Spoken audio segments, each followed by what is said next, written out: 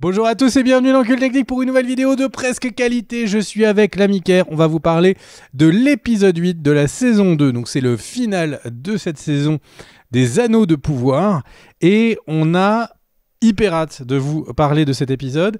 J'ai eu une petite pneumonie qui m'a empêché de vous parler de quelques épisodes sur la deuxième partie de saison.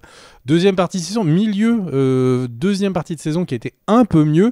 Est-ce que l'épisode 8 était dans cette mouvance ou était-il plutôt proche d'autre chose ? On va en parler. Bonjour à toi mon cher Ker. Et avant de commencer, puisque maintenant il y a un petit truc incroyable sur YouTube, quand je vais dire n'hésitez pas à vous abonner, normalement il y a le bouton abonner qui scintille. C'est la magie de YouTube. Si ça ne le fait pas chez vous, eh bien n'hésitez pas à vous abonner et on verra si ça marche après. Non, mais en tout cas n'hésitez pas à vous abonner, ça nous fait très plaisir. Bonjour mon cher Ker, est-ce que ça va ? Bah oui, ça va bien. Ça va bien, mieux que Galadriel, mieux que Hadar. T'as un petit peu froid ? C'est pour ça que tu nous as mis une petite laine ? Non, c'est juste que voilà, Non. l'été est terminé et il commence à faire frisquer. La Alors paille du mois est je tombée. suis malade, mais très content de vous parler des Anneaux de Pouvoir avec toi, mon cher Greg. Donc j'espère que parler de la série Amazon va me donner la patate. Voilà, avec un épisode final, mon cher Greg, qui s'appelle Shadow and Flamme, hein, vous avez compris, qui a été diffusé le 3 octobre et qui marque donc, comme tu l'as dit, la fin de cette saison 2. Pour l'instant, il n'y a pas d'officialisation de saison 3. Alors, c'est apparemment dans les tuyaux. Au moment où on enregistre, parce qu'il y a des voilà, rumeurs insistantes chez Hollywood Reporter que ça devrait arriver. Voilà, mais il y a aussi d'autres rumeurs ici et là qui parlent de... On verra d'avenir peut-être un peu moins... Pas mal de rumeurs sur pour... quelles sont les vraies raisons de ce pull. Hein. Ah, il est très beau, mon pull, laisse-le tranquille. Et c'est une côte de maille. C'est une côte de maille. C'était pour aller avec l'armure de Gil-galad. C'est ce qu'il porte sous son armure elfique. Bah, c'est plus joli que son armure. C'est peut-être pour ça d'ailleurs qu'il a autant de mal dans la bataille. Je te laisse commencer, mon cher. Quel est ton avis sur ce final ? Alors, globalement, moi j'ai trouvé que ce final était plutôt très mauvais. Pour être tout à fait direct. J'ai trouvé qu'il y avait quelques épisodes qui étaient, comme je disais tout à l'heure, un peu mieux. J'étais surpris, j'avais hâte de vous en parler, puis bon, bah, la vie arrive. Mais là, du coup, les deux derniers épisodes, et surtout ce dernier épisode, je l'ai vraiment trouvé très très mauvais. Les très bons éléments des précédents épisodes, dont on parlera dans la critique de la saison, comme les interactions entre Celebrimbor et Sauron, les illusions de Celebrimbor, là, ne sont complètement absents. Et on a une succession de scènes, et je me suis noté du coup chaque scène pour vous en faire la review, et il y a presque une absurdité par scène. Ça fait beaucoup, en moyenne, ça fait beaucoup. C'est une... Enfin... Voilà, je vais pas vous faire la critique de toute la saison, mais globalement, je suis très surpris du très très bas niveau de cet épisode. Dans la dernière vidéo qu'on vous avait fait, je vous avais dit, si on regarde la musique, quels sont les points positifs ? Les points positifs, la musique est très stylée par moments, les costumes et tout, là les costumes sont vraiment très beaux. Les armures sont vraiment moins belles que d'habitude, donc le côté les costumes, c'est ce qui réussit. Là j'ai trouvé que c'était vraiment pas le cas, et d'une manière générale, et je vais un petit peu avancer dans la critique par rapport à une scène qui je trouve est très symptomatique de tout cet épisode, et peut-être même assez symptomatique de toute la saison, c'est ce plan séquence quand on revient sur le combat à Eregion, et il y a donc un plan séquence avec des orques qui arrivent dans la ville. Le plan est techniquement très travaillé, on suit les orques, la caméra qui d'abord on a l'impression qu'elle est au sol et en fait elle s'envole, on voit un elfe qui tire des flèches, la caméra le suit pendant qu'il saute de toit en toit, il se fait trucider, puis là il y a Galadriel qui arrive et qui met deux coups de stabby épée à des orques et puis s'en va. Et en fait pour moi ce plan il explique vraiment, enfin en tout cas ce que j'en pense, c'est exactement ce que je pense de cet épisode, c'est que en fait ce plan a sans doute coûté dans les 1 million de dollars. Alors d'où je sors ce chiffre? Il y a un travail de post-production sur tous les combats qu'il y a autour et tout, qui est colossal. Il y a une boîte qui a travaillé pendant des semaines avec plein de gens dessus. Il y a techniquement une répétition pour que ce soit filmé en une seule fois. Les cascadeurs ont été payés pour des jours et des jours pour répéter la cascade. Il y a les acteurs, il y a le crew. C'est une scène qui n'avait clairement pas été tournée en une journée. Donc c'est une scène, je serais vraiment pas surpris. Allez, au minimum, elle vaut 500 000 dollars. Entre la location du matériel, enfin tout ce qui est présent sur le tournage, que ce soit en humain ou en moyen, cette scène vaut extrêmement cher. Est-ce qu'elle est bien, cette scène? En fait, d'un point de vue technique, elle est ok, enfin, on suit des gens, techniquement c'est compliqué, ça met la série dans une certaine catégorie de niveau de réalisation, mais cette scène, elle suit personne. Elle ne suit personne qui nous intéresse. Tout le début de la séquence, c'est des orques dont globalement on s'en fiche, un archer-elfe qu'on connaît pas. On arrive sur des gens de la ville qui se font martyriser. Donc en fait, ils mettent beaucoup de moyens juste pour nous montrer des moyens, parce que cette scène, elle ne raconte pas Galadriel qui du début à la fin combat, etc. Et quand Galadriel arrive, c'est la toute fin de la séquence et c'est extrêmement... Enfin, j'ai du mal à croire qu'elle a beaucoup travaillé sa scène de chorégraphie de combat, parce qu'elle met 2 coups d'épée, le cascadeur appuie les coups pour tomber.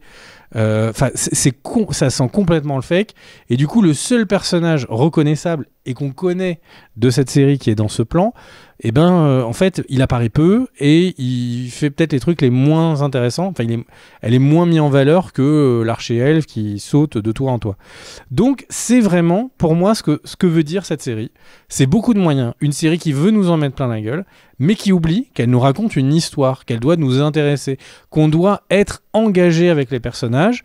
Et c'est pas mal si on n'est pas juste en train de voir une scène qui est épique pour épique, mais qui est épique parce qu'elle porte l'histoire. Quand Aragorn porte son épée et dit pour Frodon, la scène elle est épique parce que tout ce qu'elle veut dire, parce que on sent qu'ils vont tous aller à la ruine et en même temps ils sont tous là pour combattre. Là, cette scène, il n'y a aucun enjeu. Est-ce que cet elfe, il est sympa ou pas? On n'en sait rien. On nous explique que les orques, en fait, c'est des pères de famille sympatoches. Il y a trop de trucs qui sont un peu flous. Et du coup, voilà, je pense à peu près ça de cet épisode. Maintenant, j'ai hâte, après que Kerr vous donne son avis, d'aller un petit peu dans le sel de chacune des séquences, parce qu'il y en a certaines qui sont complètement folles, mais voilà, ils sont passés à côté. Ils étaient là pour faire des images, et ils ont oublié qu'ils étaient là pour raconter une histoire. Et toi, mon Kerr? Je suis déçu par le final. Et il y a eu, comme tu l'as dit dans les épisodes précédents, qu'on n'a malheureusement pas encore abordé du fait de ta pneumonie, comme par exemple, pas l'avant-dernier, mais celui d'avant, avec le début de la bataille avec Sauron et Celebrimbor qui est bloqué dans sa forge. Et le plan où il découvre que les orques sont là et qu'il est en pleine bataille, tout ça, je m'étais dit waouh, ça commence à être vraiment bien. Et j'avais eu les premiers frissons, tu vois, devant les Anneaux de pouvoir. Là, dans ce final, j'en ai pas tellement eu. Alors après, il y a eu l'épisode de la bataille, donc l'épisode précédent dont on parlera beaucoup dans la critique de la série, qui est à mon sens un épisode très très problématique et qui m'a vraiment calmé. Et là, sur ce final, j'avais peur d'une chose, c'est qu'on ait un épisode de transition d'ouverture vers la saison 3, qu'on appelle aussi dans le jargon un final à la House of the Dragon saison 2. On l'a pas eu du tout. Ça, pour le coup, c'est plutôt pas mal et ça a avancé sur tous les fronts. Mais ça a avancé de manière assez molle partout. Tu vois, on a eu l'attaque du Balrog, mais c'était vraiment, on en reparlera après, mais l'attaque du Balrog, c'était vraiment une bande-annonce, quoi. C'était hop, il y a un nain qui saute avec son épée, et le Balrog c'est terminé. Sa hache, mais c'est pareil. Bref, le Balrog c'était un peu décevant, alors que le plan était absolument magnifique.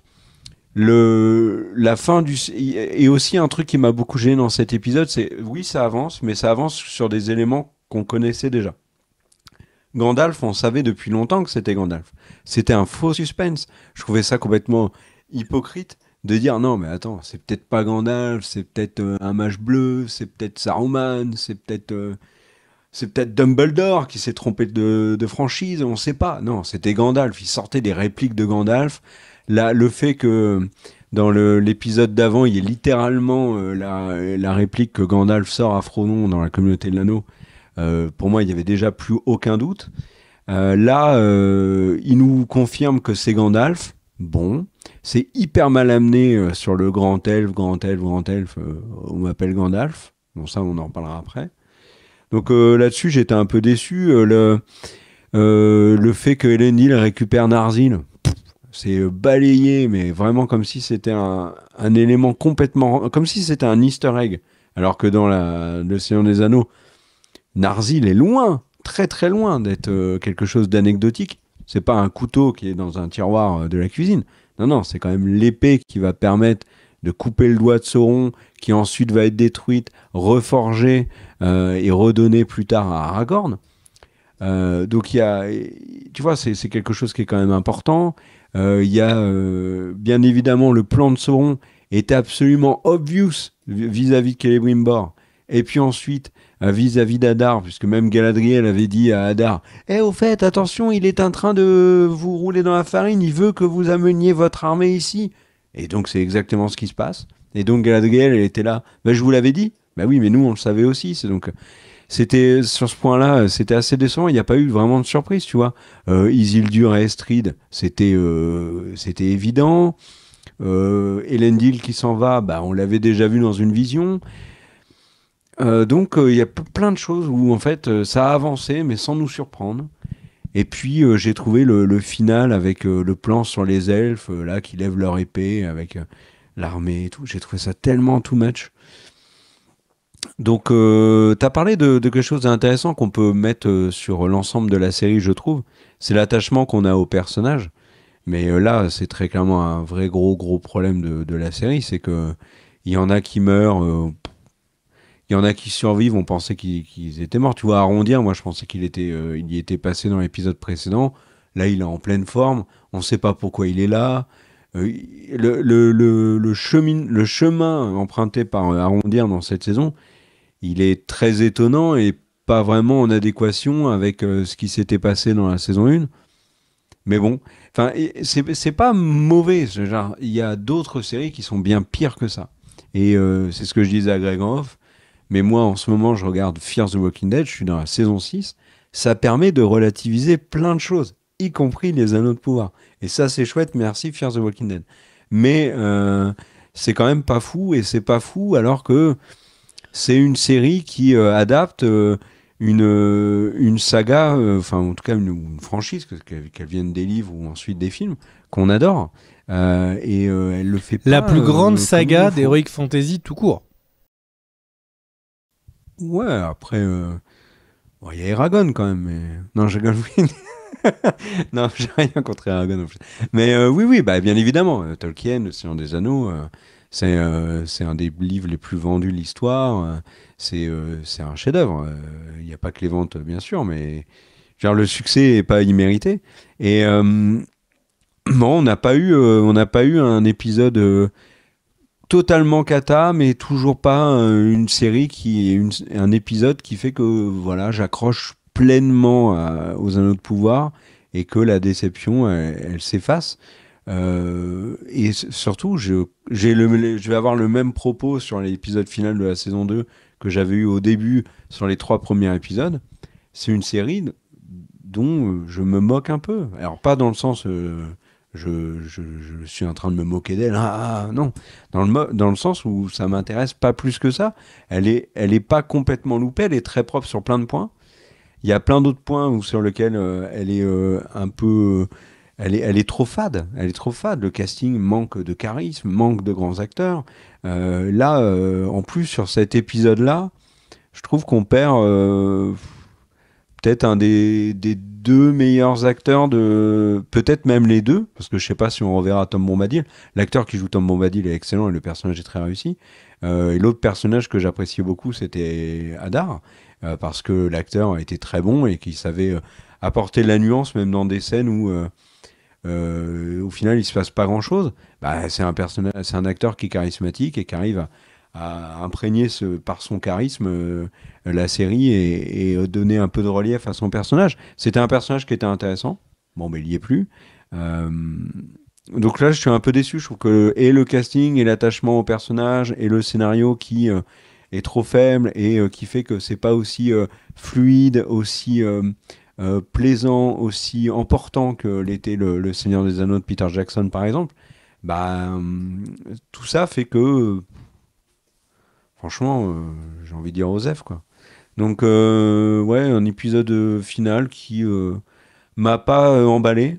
Est-ce que ça me donne pas envie de voir la suite? Non, c'est pas le cas. Je regarderai la suite avec toujours l'espoir que ça soit mieux. Et puis, même si ça reste dans la même qualité, hein, le fait que là, j'ai envie de voir comment Sauron va pervertir les rois humains, l'apparition des Nazgûl, la lutte contre les, contre les elfes, la fin de la guerre, enfin tout ça m'intéresse, puis surtout voir comment ils vont intégrer dans tout ça l'évolution d'Elrond, l'évolution de Galadriel, etc. Enfin, il y a plein de choses qui m'intéressent encore aujourd'hui dans la série, mais ça pourrait être mieux, ça pourrait franchement être mieux.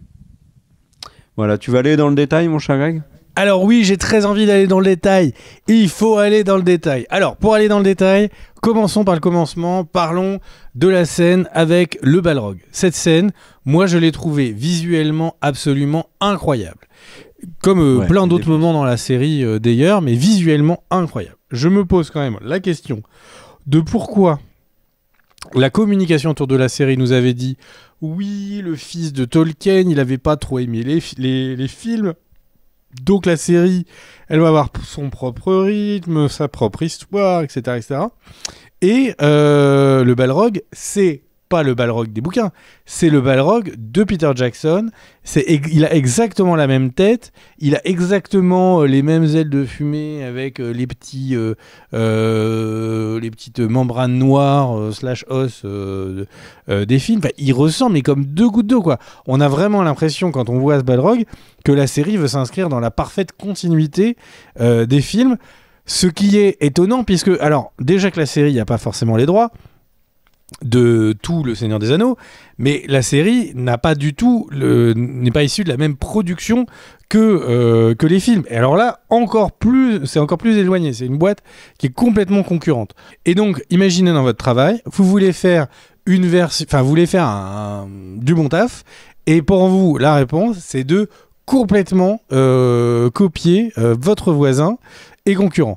Je trouve ça un peu chelou, mais bon. Car vous dira pourquoi il pense que ça a du sens. Moi, je trouve ça un petit peu chelou. Je veux juste m'arrêter, moi, sur un truc qui me paraît complètement fifou. Donc, il y a Durin, le vieux, qui saute dans un plan absolument stylé, où il saute comme ça avec sa hache contre le Balrog. Durin, le jeune, remonte. Mais il est où, le Balrog? Et dans la cave. Ok. On s'en fout? Qui s'en fout? Tout le monde. En fait, dans les mines de la Moria, qui en a quelque chose à foutre qu'il y a un Balrog? Non mais c'est un truc, c'est un Balrog, quoi. C'est une des créatures les plus démoniaques et destructrices des terres du milieu. Ils ont un Balrog dans leur cave. Globalement, ils remontent, font leur cérémonie pour le roi qui est décédé. Ils se mangent un petit truc et tout. Ça veut dire quoi? Ils se couchent et ils entendent que ça tambourine et tout, ils font « Ah, c'est encore le colloque !» Et non, mais c'est un truc de ma boule. Là, on a les nains qui sont en train d'accepter, qui sont en colocation avec un Balrog. Donc c'est quoi le délire? Ils vont accepter qu'ils viennent bouffer dans leur cuisine leur fromage, leurs pâtes, leur pizza, qui se met à ne pas à utiliser leur serviette de bain et la laisser par terre, laisser les poils dans la salle de bain. En fait, jusqu'où les nains vont accepter cette colocation, je ne comprends pas. Ça me paraît complètement absurde. je regardais la scène des nains après et je me suis dit mais ça n'a pas de sens en fait. Et alors surtout qu'en plus, qu'est-ce que font les nains ? Quelle est la première action que font les nains après avoir découvert qu'il y a un Balrog dans leur cave ? Ils envoient leurs armées, aider les elfes. Alors c'est vraiment cool quoi. On se fait attaquer, notre pays est en train de se faire envahir. Envoyer les troupes. Non, envoyer les troupes pour aider le pays d'à côté. Et tout. Mais ça n'a littéralement aucun sens. Alors, je ne sais pas si toi, tu as trouvé un sens que je n'ai pas. Peut-être qu'il faut être vraiment beaucoup plus intelligent que moi. Si vous avez une explication, dites-le moi. Est-ce qu'ils ont rebouché le trou ? Les nains ont mis du ciment. Ils ont mis des petites briques. Il a des petites briques rouges et tout pour faire un petit côté New York. Et ils ont dit non c'est bon, il pourra pas péter le mur. En fait, c'est quoi ce délire ? Et accessoirement, je parlais de clin d'œil au film. Alors quand avec le fouet, le Balrog récupère le pied de Durin le Vieux. Non mais là c'est presque un plan à un plan avec Gandalf.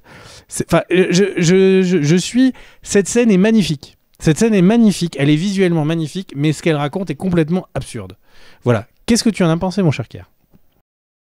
La filiation avec la trilogie de Peter Jackson, elle est complètement assumée. C'est le même logo, c'est la même typo, c'est énormément de clins d'œil très appuyés de la série au film. Il y a des répliques qui sont similaires, il y a une tonne de plans qui sont similaires. On en avait parlé en off, mais il y a littéralement des phrases entières qui étaient déjà dans la trilogie et qu'on retrouve dans la série. Le clin d'œil, il est. Et parfois et pour appuyer ce que tu dis, parfois des phrases qui ne sont même pas dans le livre, des phrases qui sont uniquement dans les films. De la trilogie. Oui. Oui, non mais de la trilogie, que ce soit des répliques ou bien évidemment les plans. L'idée, c'est vraiment de montrer que la série fait partie du même, a été conçue dans le même moule que la trilogie que nous chérissons tant. Et c'est plutôt cohérent parce que d'un point de vue business, même si Amazon fait sa série à côté, elle a tout intérêt à rebondir sur le succès de la trilogie de Peter Jackson et accessoirement du côté de la production de New Line et compagnie qui font les films Seigneur des Anneaux. Ils ont tout intérêt à laisser la série Amazon le faire pour pas perturber les fans et pour créer une présence du Seigneur des Anneaux dans actuellement la culture pop pour introduire l'arrivée du film sur la chasse de Gollum et à Noël le film d'animation sur les Rohirrim. C'est du win-win pour tout le monde, à condition bien évidemment que la série Les Anneaux de Pouvoir soit un espèce de tremplin de visibilité pour les films à venir. Pour l'instant, on peut lui laisser le bénéfice du doute. Les premières audiences sur la saison 2 sont difficiles à analyser, mais elles ne sont pas aussi catastrophique que le box-office de Joker 2 par exemple. Donc voilà, voyons un petit peu où ça nous mène. Mais le fait qu'ils aient pas complètement coupé avec l'esprit et le visu de la trilogie de Peter Jackson, pour moi c'est cohérent et c'est évident. Après sur la scène du Balrog, j'ai déjà dit, en fait je te rejoins complètement. C'est le Balrog est là, ok. Il y a le Durin père qui se sacrifie, et puis le Balrog, c'est terminé, et le prochain qui va s'en inquiéter, c'est Gandalf. Enfin, même si on sait que les nains vont chuter dans ces mines-là et qu'ils vont tous disparaître. Donc on a vraiment l'impression que les nains ne s'intéressent pas à ce Balrog, tu l'as dit, et au final, avec la trilogie de Jackson, on comprend qu'il y a finalement que Gandalf qui s'en inquiète, même si les nains vont tomber, que ce soit par l'intervention du Balrog ou des gobelins, mais en tout cas, ça se passe très mal dans ces mines. Donc voilà, ouais. Du coup, mon cher Kier, si on bouge un petit peu, mais là je veux un peu unifier les scènes de la Moria. Donc, quand on revoit plus tard, du coup, le sénéchal nain là qui dit à Durin le jeune, il lui dit ah mais il y a d'autres personnes qui veulent, il y a ton frère qui va peut-être vouloir revendiquer le trône, il y a les nains des montagnes bleues. Et donc on a vraiment l'impression qu'il va se passer comme ça de longues aventures dans les mines. Et donc ça veut dire quoi ? Ça veut dire que la saison 4, on va avoir une saison avec les nains qui de temps en temps ouvrent un petit peu un trou comme ça dans le mur derrière lequel il y a le balrog, et ils vont jeter quoi, des cacahuètes, un poulet pour le garder au calme. C'est quoi le projet de ces nains? Techniquement, il est tombé. Il est tombé là, le balrog. Il est tombé avec le Durin-Père. Oui, peut-être qu'il n'arrive pas à monter.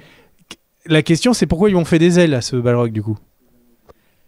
Ah mais ça, tu me poses une colle, mais c'est pas moi qui mais là poser, c'est vraiment les mecs, les scénaristes. Ah ouais, on a oublié, il a des ailes. Oh, attends. Et ils ont juste fait une créature pourquoi est-ce qu'il arrive aussi qui est d'une force incommensurable. Elle pourrait grimper. Enfin, il n'aurait pas d'aile, il pourrait grimper, faire de l'escalade. Mais non. Là, on voit en plus à la fin de la saison 1, il est réveillé. Là, il est carrément, il a goûté au sang, quoi. Il veut.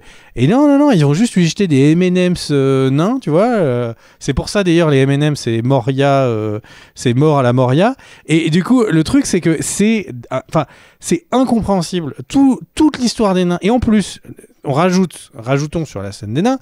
Donc les nains, on voit qu'ils ont toutes les bagues. Donc Durin le Jeune a les bagues des nains. Et où va aller l'histoire ? Où peut aller l'histoire ? C'est-à-dire que lui, il peut rien faire des bagues. Il a vu son père partir complètement en cacahuète. Il a mis la bague, il était complètement... là, c'était Champignonland. Ouais, la montagne, elle est à moi et tout. Enfin, le mec, il est vraiment parti complètement sur une autre planète. Et le truc, c'était que derrière, il va faire quoi ? Il va le mettre, lui, les anneaux, il va les proposer aux autres nains. Enfin, je ne vois pas du tout comment ils vont avancer sur ce... Pourquoi les nains vont mettre les bagues ? En fait, je ne comprends pas. Est-ce que ça va être une manière... Enfin, si on théorise, ça va être une manière de quoi ? De tuer les autres nains ou... Mais qui va faire ça ? Enfin, donc, je suis très, très, très circonspect face à l'avenir de ce qui va se passer dans la Moria. Et je suis aussi très curieux. Est-ce qu'en fait, j'ai dit des trucs complètement absurdes. Ils vont laisser le trou. Ils vont juste mettre un petit parapet comme ça. Et ils vont faire payer les enfants nains pour qu'ils viennent aux eaux du Balrog, pour qu'ils puissent regarder. Ils vont, oh, ça c'est un Balrog, ouais, il est en flamme et tout, vas-y, jette-lui les cacahuètes. Mais c'est complètement fou, en fait, cette partie-là. Donc... Non, mais il nous explique en plus clairement ce qui va se passer dans la suite. Tu l'as dit, il y aura la contestation avec le frère de Durin. Et les autres peuples nains, donc à la limite pourquoi pas, parce que mine de rien dans le Hobbit, les différents peuples nains, c'est intéressant je trouve. Et dans d'autres jeux et d'autres sagas d'Heroic Fantasy qui met en scène des nains, c'est toujours des choses qui sont très intéressantes je trouve. Donc si la série développe ça, pourquoi pas ? C'est peut-être au final mieux qu'une embrouille entre Durin-Père et Durin-Fils et puis la menace du Balrog, tu vois. Est-ce qu'on n'est pas gagnant au change ? Le fait qu'il y ait une incohérence avec le Balrog dans la cave, mais on va jamais l'oublier. Pas très grave en soi. On va jamais l'oublier. En plus, le truc, c'est que la série, elle est extrêmement, mais vraiment très subtile, puisque très régulièrement, la montagne tremble. C'est pour nous rappeler qu'il est là. C'est vraiment subtil. Mais ils expliquent, la montagne, elle tremble pas à cause de ça. Hein. Pour moi, si la montagne tremble, c'est plus ce qu'ils avaient expliqué plus tôt dans la série, c'était que la montagne du destin s'est réveillée et que du coup, ça a créé des conséquences sismiques sur l'intégralité de la Terre du Milieu, y compris donc dans la montagne des nains. Donc, est-ce que c'est l'explication ou est-ce que, comme tu le dis, c'est un clin d'œil au Balrog qui est vénère dans la cave et qui fait trembler les fondations de la maison Ouais, bon, en tout cas, il y a un problème avec le Balrog, on est bien d'accord là-dessus. Est-ce que tu veux changer de zone ? Et avec les anneaux, est-ce qu'ils vont en faire ? Oui, je veux changer, mon cher Kerr. Passons à maintenant une autre zone, parlant du côté de Rhûn, là où il y a le magicien sombre et Grand Elf. Et alors, du côté du magicien sombre qui est Saruman, c'est bon, on va arrêter pendant des plombes de dire c'est peut-être pas Saruman, c'est peut-être Dumbledore qui s'est trompé de franchise, etc. On est d'accord. Là, j'espère pas. Cette fois, c'est Saruman, pas deux fois. Non, j'espère pas du tout, parce que ça n'a aucun sens. Si en fait c'est Saruman, donc... Imagine ce que ça voudrait dire. Ça voudrait dire que Saruman dit à Gandalf, vas-y, on devient tipote, on fait tipote avec Sauron, et après, on est petits potes avec lui, c'est nous qui prenons l'anneau. Mais en fait, le truc, c'est que du coup, quand Saruman ferait un coup de Trafalgar à Gandalf en lui disant ah, je suis associé à Sauron, ça n'aurait plus de sens. Donc, la série a déjà fait des trucs aussi débiles, hein, donc c'est possible. Mais j'espère que ça n'a aucun sens que ce soit Saruman. Le problème, c'est que la série, elle a pas. Enfin, de mon côté, je lui donne pas un capital confiance de ma boule. Mais le truc, c'est que là, maintenant, donc première saison, mais qui est Grand Elf? Mais qui est Halbrand? Eh bien, c'est Sauron. Mais qui est, du coup, donc saison 2, qui est Grand Elf? Ah, c'est Gandalf. Est-ce que la saison prochaine, ça va être, mais qui est le Dark Wizard? Surprise, c'est Saruman. Mais la série, c'est pas possible qu'on me prend pour des débiles. Enfin, donc c'est pour ça que j'espère que c'est pas lui.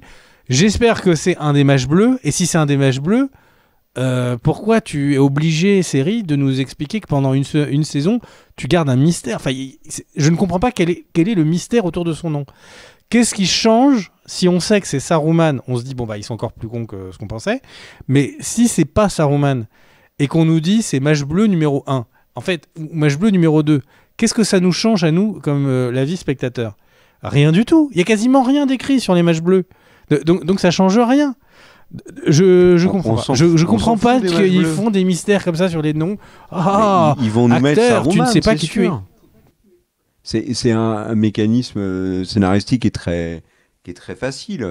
On connaît tous Saruman, ils vont nous teaser le fait que c'est Saruman, et puis ça va apparaître à la fin de la saison 3, on va découvrir que c'est Saruman. Mais tu te rends compte à quel point ça n'aurait aucun sens? On est d'accord. Mais ça n'avait pas de sens de mettre Gandalf maintenant, de toute façon. Si tu parles du lore, ça n'a pas de sens, là. Déjà, Gandalf. Donc, alors, parlons d'autres trucs qui n'ont pas de sens. Si je dis pas de bêtises, Saruman est déjà là quand Gandalf arrive. Donc, dans tous les cas, si Gandalf est là, Saruman est là. Si on suit cette logique. Donc, ce mec-là, c'est Saruman. Mais je fais une remarque sur les acteurs, là, parce que c'est un moment important. Enfin, en tout cas, c'est un moment opportun pour en parler. Non, c'est ton moment. Saisis ton moment, Saruman. Bah voilà, l'acteur qui joue Saruman, donc Ciarán Hinds, qui jouait, comme tu l'as dit dans une précédente vidéo, César dans Rome, il le faisait très bien, est extrêmement mauvais dans cette série. Mais c'est une catastrophe. Et c'est là où je trouve, où la série a péché. Je voudrais juste Est-ce que je peux juste essayer de le défendre une seconde? Je vais faire l'avocat du diable une seconde. Qui peut bien jouer en jouant avec cette fausse barbichette? Qui peut? Personne. Henry Cavill, avec une fausse moustache, a particulièrement bien joué dans Justice League. Bref, Ciarán Hinds, il a un problème. Depuis, c'est un bon acteur. Ok, très bien. C'est un bon acteur quand il a de bons rôles. Quand il a des mauvais rôles, c'est un très mauvais acteur. Et ça n'est pas le cas de plein d'acteurs. Prenons l'exemple de Morbus. Dans Morbus, qui est un très mauvais film avec Jared Leto, il y a Matt Smith, donc de House of the Dragon plus récemment, Doctor Who, qui joue dans le film. Il joue très bien dans un très mauvais film. Jared Harris, qu'on a vu dans Fondation plus récemment, qui jouait dans Tchernobyl et tout, bah même dans ce film, il est bon. Un très bon acteur peut s'en sortir s'il a vraiment du charisme, s'il a vraiment du talent. Il peut s'en sortir avec des mauvais rôles. Certains n'y arrivent pas. Et Ciarán Hinds, pour le coup, dans cette série-là, est très mauvais. Et il n'est pas aidé parce que je trouve que... Alors, tu n'es pas d'accord avec moi, Greg, sur ce point-là, mais je trouve que Daniel Weyman, qui joue Gandalf, il est mauvais aussi. Moi, je le trouve chouette. Moi, je le trouve, honnêtement, que cet acteur qui joue Gandalf, là, moi, je le trouve chouette. Et je trouve qu'il a une belle voix, une belle prestance. Moi, je le trouve chouette. Eh ben, moi, je trouve pas du tout. Et le truc, c'est que quand tu les mets à côté... Tu mets à côté d'eux Rory Kinnear qui joue Tom Bombadil, qui lui est un super acteur qu'on a vu dans plein de trucs, qui a joué dans Black Mirror, l'épisode de la chèvre, qui a joué dans La Diplomate, qu'on a vu dans James Bond. Enfin, c'est vraiment un super acteur que j'apprécie beaucoup, et qui était dans Penny Dreadful et qui crevait l'écran. Là, en Tom Bombadil, il s'éclate. Il a un rôle qui est plutôt bien écrit pour le coup. Et il s'éclate dans ce rôle-là. Et il surclasse complètement pour le les coup, deux autres magiciens. L'acteur, il kiffe, il a des cheveux dans cette série.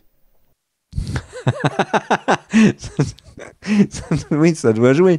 Mais là, je trouve c'est là où la faiblesse de la qualité du casting vraiment apparaît peut-être le plus. Vous allez me dire, il y a les îles dures aussi. Oui. Mais là, je trouve que sur Gandalf et Saruman, c'est dur. Franchement, c'est dur. Et un des gros problèmes de la série, c'est que si elle était allée chercher des bons acteurs, des très bons acteurs, même quand elle est confrontée à des grosses faiblesses scénaristiques ou à des passages, des répliques, des scènes où les acteurs sont pas mis en valeur, et ben avec des très bons acteurs, t'arrives à en faire quelque chose. Tu vois, House of the Dragon a des temps morts, mais la série n'a que des bons acteurs quasiment. Donc eux arrivent à crever l'écran quand rien d'autre ne vient te crever l'écran. Et là, pour le coup, dans Les Anneaux de Pouvoir, c'est pas le cas. Voilà. Et du coup, moi, je veux juste revenir sur... Alors, oui. je vais rebondir sur ce que tu dis sur les acteurs un peu plus tard dans nos commentaires. Mais moi, je voudrais terminer sur cette zone-là de Rune. En fait, Ker, mon cher Ker, toi qui es la sagesse incarnée, toi qui as la connaissance vraiment à la fois, tu es un spécialiste de Tolkien reconnu partout en Picardie. Le truc, c'est que je voudrais savoir, est-ce que tu peux m'expliquer le sens de ce qui se passe à Rune? Moi, ce que j'ai vu, c'est Gandalf qui est là pour sauver Frodon et Sam. Et il est là. Et donc, tu as le Dark Wizard qui arrive, qui dit « Oh là là, mais moi, je vais tout détruire parce qu'en fait, je suis très sympa et je reviendrai reviens quand tu auras changé d'avis. » Déjà, ces phrases n'ont vraiment aucun sens. Pourquoi il le menace pour lui dire que c'est son pote? Enfin, ça n'a aucun sens. Je comprends rien du tout à la logique du Dark Wizard, sachant qu'il avait envoyé des gens pour le tuer les épisodes précédents, et là maintenant, en fait, il veut faire du mal à ses potes pour qu'il devienne... Enfin, je ne comprends pas. Et du coup, Gandalf, là, un moment, donc, marche dans le désert, enfin, dans la ville des Hobbits, et hop, il trébuche sur une branche. La branche et son bâton. Et on nous explique, mais parce que les bâtons viennent aux magiciens. Comme les noms viennent aux magiciens. Je comprends. Mais du coup, je ne comprends pas pourquoi le bâton il est venu maintenant. Pourquoi il n'est pas venu les 10 autres fois où il a sauvé donc Sam et Frodon version fille. Je comprends pas. Il fallait qu'il y ait Tom les étoiles. Non mais il fallait qu'il y ait les étoiles parce il était sous les étoiles quand il les a sauvés dans le puits machin etc. Il était littéralement juste à côté. Donc en fait c'était juste un grand voyage initiatique. Et Gandalf trouve le bâton parce qu'il a fait un choix. Mais il l'a fait il y a longtemps. Il avait le choix. Il a le choix de sa destinée ou de l'amitié. Il a fait le choix de l'amitié et il a le choix de l'amitié. Il a fait. Mais ok, pas de problème. Tom le dit, le redit à la fin et tout. Ce choix, il a déjà fait à plein de moments dans la série. À plein de moments. Pas après. Oui, mais il a rencontré Tom Bombadil avant et du coup, Tom lui a expliqué quelle était sa destinée. Il a pas eu le checkpoint. Si tu sauves quelqu'un sans savoir ta destinée, tu fais pas de choix en fait. Tu suis ton instinct. Donc en fait, typique, un pompier sauve quelqu'un, c'est normal. Mais si on lui dit ta destinée c'est de sauver quelqu'un, là le mec, après il chute sur un bâton et il se dit qu'est-ce que c'est? C'est un bâton de magicien. L'exemple il est pas bon. Non, l'exemple avec le pompier est pas bon. Moi je pense que là le pompier il avait deux possibilités. Un, on lui offre la richesse. De l'autre côté, on lui offre le choix de l'amitié. Il choisit l'amitié, le pompier, Gandalf. Et il renonce donc à la richesse, et en faisant ça, il sauve ses amis en plus. Et du coup, il trouve un bâton. Vous allez me dire, mais que va faire un pompier avec un bâton? Bonne question. Mais en tout cas, Gandalf, lui, va en avoir l'utilité, puisque quand même, il commence à vieillir, et qu'une bonne canne, ça aide à marcher. Alors, on remarquera qu'à chaque fois que tu fais une comparaison, une licence poétique, une image, une métaphore, tu ramènes toujours tout à l'argent. Passons. Le truc, c'est que moi, ma remarque, je suis d'accord avec ce que tu viens de dire. J'aurais moins parlé d'argent. On parle bien de ce qu'on n'a pas, c'est ça. Mais c'est mon truc. Parce que tu le portes littéralement. Et du coup, le truc, c'est que mon point, c'est on nous a fait tellement un truc sur genre son voyage initiatique, c'est pour qu'il ait un bâton. Et il était par terre derrière lui. C'est-à-dire que la réalisation, ils se sont dit, quand ils ont écrit, ils ont dit ah, alors ce bâton et tout, il a des visions du bâton, il est où et tout. Et ben en fait, il trébuche et des par terre en sable. Les mecs, on est connectés, c'est des idées de ouf. C'est tellement pauvre comme idée. Enfin, c'est hyper pauvre. Mais moi, je l'aurais sali. Ils ont peut-être des problèmes de budget. Il est quand même très propre. Hein. T'as vraiment l'impression qu'il sort du magasin là. Ils auraient dû un peu le salir et que Gandalf en puisse l'entretenir, ce bâton, voir un peu le tailler, le polir. Là non, il est nickel. Il y a encore le Made in China en bas. Enfin, c'est incroyable. Et puisqu'on parle de est-ce qu'on laisse China, Gandalf de côté, on passe aux elfes? Non. Puisqu'on parle de Made in China, parlons de son nom. Alors, est-ce que toi, si on t'appelle Grand Elfe, salut Grand Elfe. Et là, d'un seul coup, tu te dis ah ouais putain, ils m'appellent tous Gandalf. Mais c'est complète. Enfin, le pas est fait que pour les gens qui en fait ont lu les livres, parce que dans ce monde-là, c'est quand même un peu tiré par les cheveux. Et du coup, en fait, c'est hyper pauvre comme idée que de dire Grand Elfe, Gandalf. Oui, on le sait que le nom de Gandalf vient de Grand Elfe. Mais la manière dont c'est dans les bouquins, c'est amené, c'est extrêmement pauvre. T'as 3 personnes qui lui disent bonjour Grand Elfe, et il dit ah en fait ils vont tous m'appeler Gandalf. Encore une fois, niveau d'écriture, niveau des scénaristes est hyper faible. Si tu es d'accord, juste dans les bons moments, avant qu'on passe, dans les bons moments de la série, il n'y en avait pas beaucoup, donc celui-là je l'ai kiffé. C'est quand Tom Bombadil chante avec Gandalf. On sentait qu'il y avait un truc entre 2 personnages sympathiques. Ouais, un bon duo. On n'est pas tous les deux d'accord, mais entre 2 acteurs que je trouve très chouettes. Et voilà, petit moment sympa qui n'a pas duré longtemps. Attention, mais... je n'ai pas dit que l'acteur qui jouait Gandalf n'était pas chouette. J'ai dit qu'il était nul. Mais il est chouette quand même. Le mec est sympathique. Mais par contre, c'est un Gandalf qui a clairement... on en parlait en off tous les deux, mais qu'est-ce qu'il est fade comparé à Ian McKellen et à son interprétation de Gandalf dans le Hobbit et le Seigneur des Anneaux. Il est très très loin de ça. Tu organises une fête pour enfants et tu dis je vais payer un magicien pour qu'il vienne, et tu as l'acteur qui joue Gandalf qui vient habillé en Gandalf et qui fait le personnage. Est-ce que tu considérerais avoir été floué ou pas? Non, puis je préfère prendre cet acteur-là qui joue Gandalf que Ralph Fiennes qui joue Voldemort, par exemple, pour une fête pour enfants. On est d'accord. Alors, allons du côté de Numénor. Numénor qui est une vraie nation, d'un monde irréel, est une vraie nation que je ne comprends pas. C'est pareil. Il y a plein de choses que je ne comprends pas dans cette série. Et Kerr, toi qui es vraiment le spécialiste Picard de Numénor, tu vas sans doute m'expliquer. Donc, à Numénor, ils ont décidé d'arrêter les faithful, donc ceux qui sont là pour vraiment croire dans les Valar, qui ont les vrais...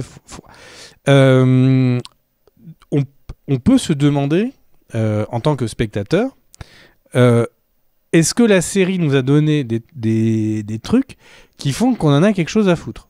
J'explique mon propos. Le truc, c'est que on voit à Numénor, Myriel, Isildur, Elendil, mais les Faithful, en fait, on les a vus une fois viteuf dans une autre scène, qu'ils soient tous attrapés, il n'y a pas d'enjeu.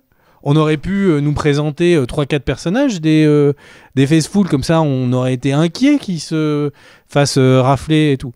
Autre point, pourquoi est-ce que c'est croyant? Donc, il y a un nouveau roi, il y a un nouveau mec qui va diriger Numénor et tout.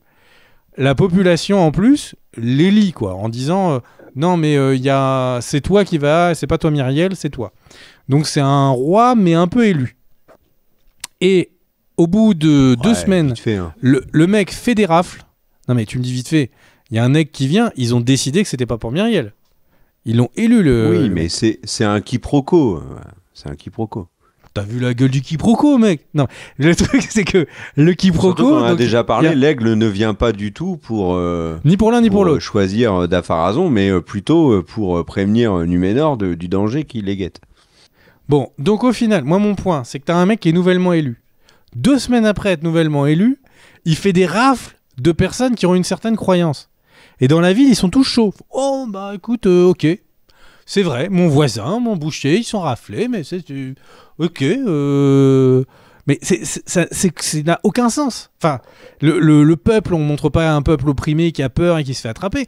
On voit juste des gens qui se font rafler. Tous les autres qui sont là, tous les autres figurants, ils sont en train de couper leurs poireaux, faire leurs trucs et tout. Ça n'a... Cette ville n'a aucune littéralement espèce de matière d'espèce.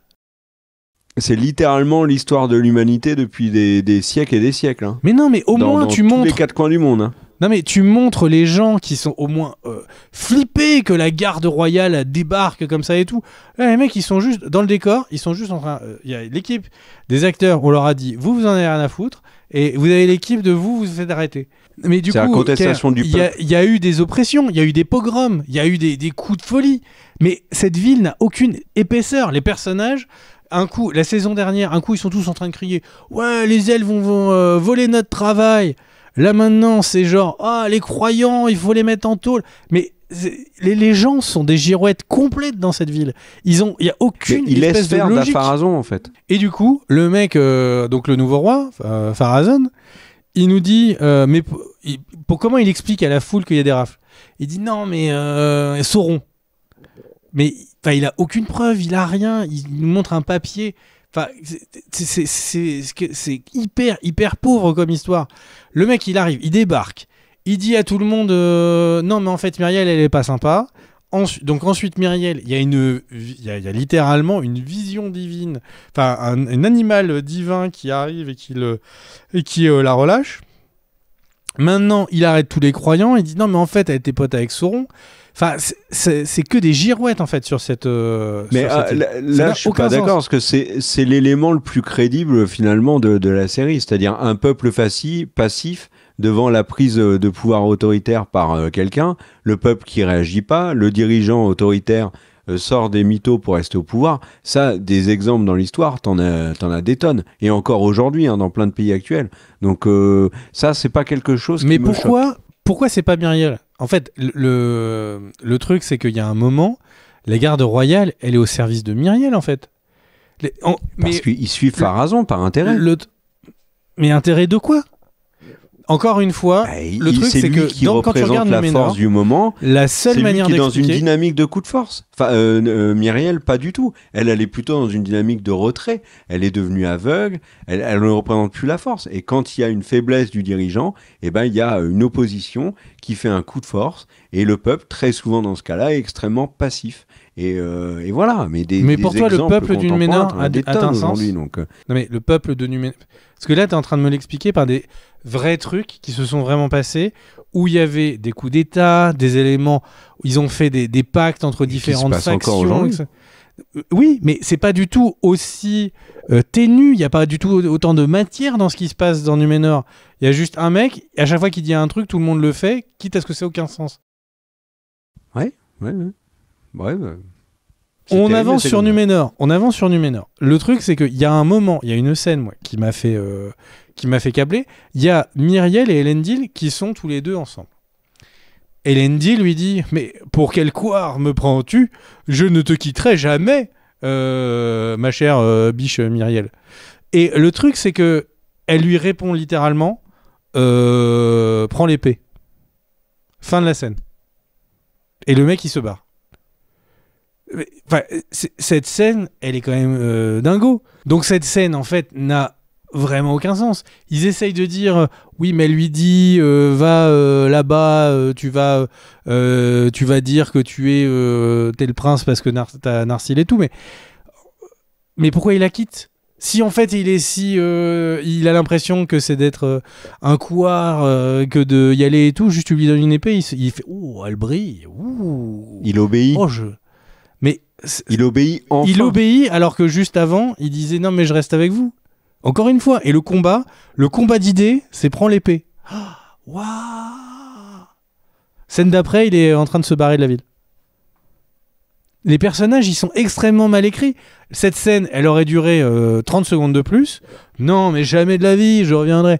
Mais si, vas-y, parce que pour ça, là-bas, tu vas pouvoir trouver des gens qui vont nous aider. Il faut sauver Númenor. Enfin, donnez-nous du biscuit. Là, c'est juste, le dialogue, c'est je partirai jamais, va-t'en. Je partirai jamais, prends cette épée, ah bah je pars. Là, on est encore une fois, on est sur le niveau Kaamelott. Enfin, franchement. Oh, il est parti Maïnavé, gros. Enfin, c'est complètement absurde comme scène. Non, tu crois pas? Oui, mais c'était tellement évident que ça allait se passer comme ça qu'au final, mais tout Numénor est loupé, je trouve. Hein. Il y a vraiment rien. Le village est en carton. Il y a 10 personnages différents dans le bled. Il y a aucune logique. Tu vois la scène du massacre avec j'ai oublié son nom là, celui qui se fait tuer devant Elendil après s'être battu avec le fils de Dafarazon. Ça fonctionne pas du tout. Tu vois, Elendil n'intervient pas, les gardes n'interviennent pas. Enfin, le coup dans le dos était obvious. Il y a rien qui va à Numénor. Vraiment, c'est. Tu seras content d'apprendre que Numénor. Toutes les scènes de Numénor, j'attendais le moment où les vagues arrivent. Hein. Vraiment, je me suis dit, allez, c'est maintenant ou allez. Mais tu sais allez, surprise. Rien de marée. Tu sais que le Numénor, c'est le focus des prochaines saisons. Donc on est très content que Numénor ça va être génial. Vraiment réussi. Ouais, super. Cool. Ouais. Et vivement 2029 que la saison 3 sorte. Moi, il y a un truc que je veux rajouter, mon chagrin, sur Myriel qui donne Narsil à Elendil, c'est que cette scène-là, en fait, on l'a déjà vue. On l'a déjà vu, hein, puisque c'est la scène où Aragorn récupère Narsil reforgé par Elrond, en fait. Encore une fois, tu vois, le clin d'œil est extrêmement poussé vis-à-vis de la trilogie de Peter Jackson. Donc, bon, c'est sympa, hein, c'est un clin d'œil, c'est pour se rappeler de ce qui était chouette avant. Daniel dit, mais elle est quand même vachement mieux tournée, la scène entre Elrond et Aragorn. C'est le problème. Ah non, mais là, bien évidemment. C'est le problème. Elle est très épique pour le coup. Là, t'as l'impression que le mec, on lui donne un couteau tu vois, qui vient d'acheter à Action. On lui dit, tiens, je t'ai acheté ça à Action, ça coûtait 2 balles. T'es content? Ouais, ça va couper mon steak. Alors que là, dans le Seigneur des Anneaux, tu vois, Elrond arrive, il dit, tiens, c'est un truc millénaire, ça a tué Sauron, lève-la, il la lève et tout, il y a des éclairs, c'est la musique de Howard Shore, elle est déchaînée et tout. C'est magique, ça pue le côté épique. Là, moins. Passons assez rapidement sur la. Mais on titille beaucoup quand même, hein, je tiens à le dire. Mais avec amour. La petite ville qui donc abritait Isildur et Théo. Puisque du coup vous avez tous retenu que Théo existait encore, ce personnage qui est un fan's favorite. Et ouais, ce personnage que tout le monde adore. Théo et Arondir, ils se baladent, on ne comprend rien à ce qui se passe avec eux. Mais c'est des électrons libres. C'est le beau-père et le fils de Bromwyn. Depuis qu'elle est plus là, c'est parti en cacahuète. Il y en a un, ils sont ensemble un coup, ils se barrent, ils vont chercher un cheval, ils repartent, ils se séparent. Wow, quelle destinée incroyable.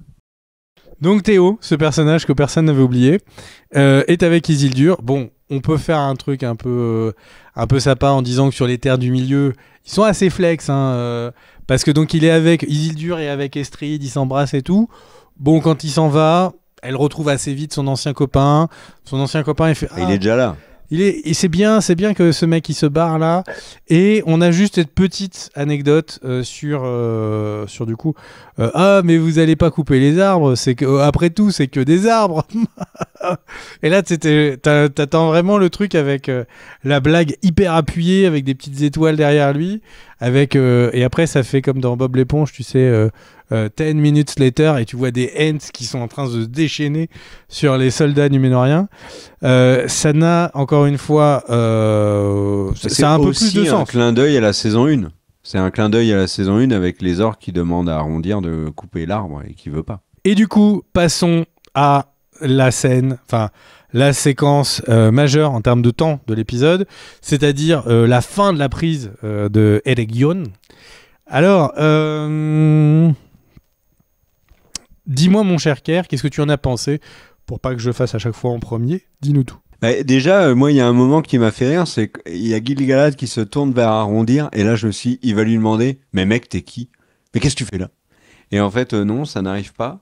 La fin. C'est le roi des elfes, il connaît tous les elfes par nom, non, il connaît tous. Oui, d'accord, mais le truc, c'est que j'ai trouvé ça très long, en fait, très long. Comme je disais plus tôt dans la vidéo, Galadriel avait prévenu Adar que ça allait se passer comme ça. Celebrimbor et Sauron, c'était évident que ça allait se passer comme ça. la relation Sauron-Kalim Wimbor est plutôt bien construite, mine de rien. Mais et Sauron, il y a toujours un doute. Enfin, il a tout planifié, mais en même temps, il a l'air de subir quand même la réaction des gens, finalement de devoir s'adapter aux circonstances, alors qu'en fait, dans d'autres scènes, ils contredisent complètement ça en disant que tout était planifié. Et puis quand même, il agit lui aussi. Quand on voit dans l'épisode précédent, quand il tue la forgeronne. Enfin, c'est un personnage qui est drôlement travaillé, Sauron. Et là, tu vois, sur la bataille, j'étais pas passionné. Le fait que il y a quand même des trucs qui sont réussis. Tu vois, le retournement des Uruk contre Hadar, le fait qu'ils suivent Sauron tout de suite, c'est intéressant. Maintenant, pourquoi est-ce qu'ils ne l'ont pas suivi dès le début, en fait? Pourquoi est-ce que Hadar peut tuer Sauron une première fois et que là, maintenant, Sauron s'en sort et arrive à se venger d'Hadar? Bon, c'est comme ça. Après, il y a la bataille, le duel avec Galadriel, j'ai trouvé plutôt stylé. Et le fait qu'il se batte avec sa couronne aussi était visuellement réussi. Je trouve que l'acteur qui joue Sauron, pour le coup, est pas si mauvais que ça. Quand il est en cosplay elfique, il y a des plans où c'est très réussi. Notamment l'avant-dernier épisode, quand il marche au ralenti avec Eregion qui est en train d'être bombardé de nuit, c'est hyper stylé. Là, dans cet épisode, je l'ai trouvé en dehors de la bataille du duel contre Galadriel, j'ai trouvé assez en demi-teinte, on va dire. Toi, t'en as pensé quoi de tout ça? Moi, j'ai pensé que vraiment l'équipe de réalisation, elle est vache. Parce que clairement, la pauvre actrice qui joue Galadriel, elle n'a pas été castée parce qu'elle savait faire du kung-fu. Et elle a peut-être loupé quelques séances d'entraînement parce qu'elle avait un coaching d'acteur et tout, peut-être, je sais pas. Et le truc, c'est que du coup, cette scène de combat entre Galadriel et Sauron, c'est le teasing de toute la saison 2. Dès les premières images de trailer, on nous dit voilà, ça va être l'affrontement, quoi. Ça va être le face-off. Voilà, on va avoir Galadriel dans le coin des blancs et Sauron dans le coin des noirs. Pam pam pam, ils vont s'en mettre plein la tête. Et au final, cette scène, elle est extrêmement mal réalisée. Cette scène, elle est incroyablement mal réalisée. Il y a parfois un plan qui marche. Mais qui du coup est trop dynamique par rapport au reste. Par exemple, le plan où Galadriel d'un seul coup lui met un coup de pied retourné, sauté à 360, alors que la scène d'avant, elle galérait à sauter entre deux rochers. L'actrice n'a pas l'air du tout à l'aise avec la partie physique de son personnage, et ils auraient pu mettre des plans où elle est de dos, et c'est une doublure qui est une cascadeuse, qui aurait fait des trucs de maboule. Là, on a vraiment des plans larges sur elle, qui sait pas trop comment faire, qui fait des positions comme si on était dans Power Rangers New Origin, ou je sais pas trop. Et c'est vraiment extrêmement dommage parce que là, encore une fois, ils se sont tirés une balle dans le pied. Ils avaient, à mon avis, ils seraient sortis du camion de réalisation, ils ont fait « Qui est un cascadeur chevronné ?» Et à mon avis, vu le niveau de production, ils auraient eu 150 personnes qui font « Ouah, ouah !» Moi, et au final, ils utilisent l'actrice qui sait le moins faire des cascades de tout le plateau. C'est vraiment... c'est incompréhensible que à ce niveau de budget, à ce niveau d'attente, ils fassent des trucs aussi beaufs. Il y a quelques bons moments. Alors, juste un petit truc comme ça, mais ils ont donc un making-of. Dans le making-of, on voit que souvent, il n'y a pas qu'une seule réalisatrice, mais il y a aussi un deuxième réalisateur, ce qu'ils appellent réalisateur deuxième équipe. Donc au final, en plus, ils ont mis vraiment plein de gens à la réalisation. Mais c'est un petit peu ça qu'on voit. On a l'impression que certaines scènes, n'ont pas de continuité. Qu'il y a un mec qui est vachement genre dans le dynamisme et l'autre qui est vachement posé. Et du coup, ça fait des scènes très étranges qui ont pas de rythme, en fait. Ça arrive aussi souvent quand il y a un réalisateur qui tourne sur une scène, par exemple, très rythmée, mais que la réalisatrice qui fait le montage, elle veut poser les choses. D'un seul coup, elle se retrouve avec des plans très rapides et une réalisation très lente. C'est vraiment tous ces types de dérèglements qu'on a l'impression, enfin que j'ai l'impression de voir à l'image, et ça fait que ce moment qui est censé être le climax, on était censé avoir un épisode 7 dont le climax était une énorme bataille, comme la série n'en avait jamais eu, et en épisode 8, un affrontement entre deux personnes, comme la série n'en avait jamais eu. Et c'est un rendez-vous loupé, quoi. C'est vraiment un rendez-vous loupé. Et puis, le moment où elle lui dit ouais, et puis, du coup, va te faire voir. Et hop, elle saute en arrière. Et on a vu cette scène des milliers de fois. Enfin, tout est déjà... Enfin, tout est attendu. C'est vraiment, vraiment, vraiment... loupé et décevant, quoi. Enfin, et si ça dérange pas, on avance sur Galadriel. Moi, je trouve qu'il y a un moment qui est quand même complètement fou. Alors, Kerr, tu vas me donner ton avis. Je sais que tu penses que c'est du hasard. Moi, j'ai l'impression que ça l'est pas. Quand Galadriel tombe, qu'ils essaient de la ramener à la vie, puis que elle vient d'être ramenée. Accessoirement, elle se réveille avec pas du tout les mêmes vêtements. La première question que je me poserais, c'est qui m'a changé? En regardant tous les mecs autour, en disant, mais qui m'a changé là? Parce que j'étais en costume d'armure, je me réveille, je suis en jupe blanche là. C'est qui est le saligo là? Après, c'est pas facile de la soigner avec une armure, quoi. Ouais, bah il le faisait la scène d'avant. Hein. Enfin bref, ça fait vraiment genre on la soigne et puis après on la change de vêtements. Enfin, c'est chelou. Et du coup, le truc, c'est que la première scène que Gil-galad, donc roi des elfes, dit à Galadriel, c'est, en résumé, oh, ça fait du bien quand tu parles pas trop là. Hein. Là, t'es de meilleure compagnie quand t'es dans le coma. Et je trouve ça fou qu'il y a eu tellement de backlash sur le fait que Galadriel était un personnage qui parlait trop dans la saison 1, qu'elle en était énervante et tout. C'est beaucoup quelque chose qui était sorti sur les réseaux sociaux. Bon, je trouve qu'elle était casse-pied, mais peut-être pas... fallait pas non plus trop exagérer. Mais le truc, c'est que là, il y a un personnage qui est le roi des elfes, qui est son boss, qui lui dit « Hey, ça fait du bien quand t'es vraiment... quand tu parles pas trop, là. » Je trouve que c'est désavouer le personnage, et j'ai du mal à croire que dans un truc où chaque ligne a été écrite, validée, qu'ils y aient pas pensé, et que ce soit pas un espèce de clin d'œil à la saison 1, puisque dans la saison 2, effectivement... Non, moi, j'y crois pas. Elle parle beaucoup moins. Mais vas-y, j'ai envie d'entendre ton avis. Moi, j'y crois pas. Je pense juste que c'est un hasard que t'aies cette interprétation-là. Je pense que ça fait plus écho aux nombreuses embrouilles qu'il y a eu entre Gil-galad et Galadriel plus tôt dans la série. Et le fait que Galadriel soit constamment en train de remettre en question les paroles de Gil-galad. Et je pense qu'il pourrait faire la même remarque à Elrond aussi, qu'il l'a gonflé à plusieurs reprises. Et en fait, c'est juste une petite vanne que lui balance Gil-galad sur le fait que là, comme elle était endormie, ils se sont pas embrouillés, mais pour moi, il n'y a pas d'interprétation comme ça à faire. Je pense pas que les créateurs, en plus, avaient envie de désavouer leur actrice, donc je vois pas de clin d'œil comme ça, moi. Est-ce que tu trouves pas, rétrospectivement, que le terme, parce qu'elle est tout le temps appelée commandant des armées du Nord, quand on voit qu'elle se prend une pelletée par Sauron, que physiquement l'actrice est pas là et que globalement elle n'a mené aucune armée pendant cette saison 2 alors qu'il y a eu des combats tout le temps, je trouve ça aussi assez cocasse. J'ai vraiment l'impression qu'ils passent toujours à côté des sujets de leurs personnages, en fait. Bah, elle a été captive à un bon moment avec Adar, donc oui, elle n'a pas participé à la bataille, c'est plutôt Elrond qui a mené le truc. Après, elle a pris une...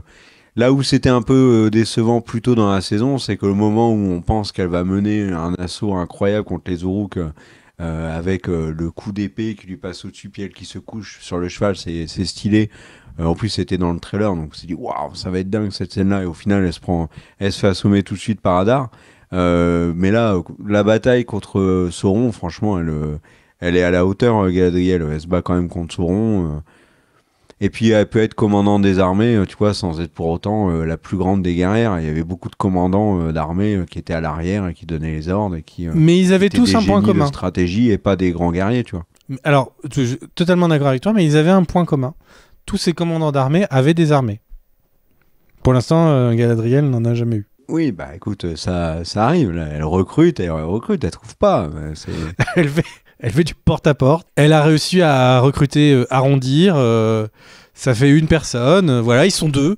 Après, je vous laisse juger. Combien de personnes faut-il pour dire que c'est une armée? Est-ce qu'à 2, ils sont un peu... l'armée des bons sentiments? Je sais pas. Et du coup, justement, puisqu'on parle d'armée et de quantité, et du coup, à la fin, donc on voit les elfes qui sont donc à ce qui deviendra Fond-de-Combe, donc la cité de Elrond. Et qui est fondée à la chute des rayons dans l'histoire de Tolkien. Ouais. Et du coup, en fait, à ce moment-là, on a vraiment l'impression que le peuple des elfes, c'est 25 personnes. Mais il y aura, et ça on en reparlera lors de la critique de la saison, il y a un vrai problème dans les quantités. Les elfes, c'est un peuple, Wikipédia, population, 25 personnes. C'est très très très déstabilisant. Et pareil, les elfes, créatures millénaires, qui ont vécu, qui vivent des éternités, qui ont vu les terres changer de saison en saison, et qui sont devenus des créatures complètement éthérées et détachées. Le roi lève l'épée, ils sont tous là. Ouais, vas-y, il a levé l'épée. Mais ils sont tellement chauds. On sent vraiment la scène où le gars qui gère les acteurs leur a dit là, vous donnez tout, c'est la scène finale, vous êtes trop chaud. Et du coup, les mecs et tout qui sont en mode acteur studio, mais pourquoi? Qu'est-ce qui se passe? Il a levé son épée, les mecs. Il lève son épée, le gars. Wouah! C'est une note finale qui est mieux que si il s'était retourné et puis on savait pas s'il avait dit l'épée ou le bouclier et puis on n'aurait pas su. C'est mieux, mais c'est vrai qu'encore une fois ça manquait plus de gens ou c'est les elfes, c'est 25 personnes. Voilà, c'est ça que je retiens de la dernière scène. Alors oui, je sais, on peut dire que c'est 25 rescapés, mais ça donne pas l'impression que la saison prochaine va être épique, et alors qu'on attend en fait que chaque affrontement soit de plus en plus grand, là on a l'impression que c'est assez rapidement très vite petit, mais bon, on en parlera. Mais c'est surtout que Peter Jackson, là pour le coup, n'a pas fait un cadeau à la série, puisque on a la chute de Sauron au début de la communauté de l'anneau, et que la scène envoie. Donc ils vont pas pouvoir faire la même scène avec 20 elfes contre 12 orques et Sauron, tu vois. Ça n'est pas possible. Il va falloir mettre un peu plus de monde au niveau de la figuration. Voilà, donc globalement, si je résume mon avis, vraiment un épisode extrêmement réussi, une écriture ciselée et voilà, une bonne musique. Mon avis, mon cher Greg, c'est qu'on a parlé longtemps, mine de rien, de cet épisode un poil décevant.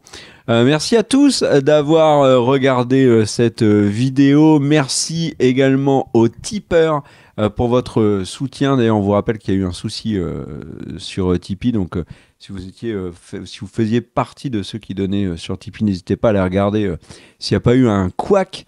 Merci à ceux qui nous soutiennent et qui nous soutiendront. Et j'en citais certains là pour les remercier. Merci à Mini, merci à Corentin, merci à One Slut, je sais pas comment on dit, Sylvain.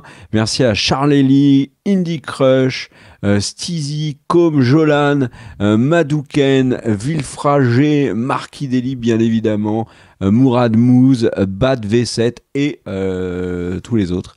Merci pour votre soutien. Merci de mettre un commentaire si vous avez quelque chose à rajouter, bien évidemment, de vous abonner si ça vous a plu, à mettre un petit pouce vers le haut pour aider la vidéo à exister sur YouTube.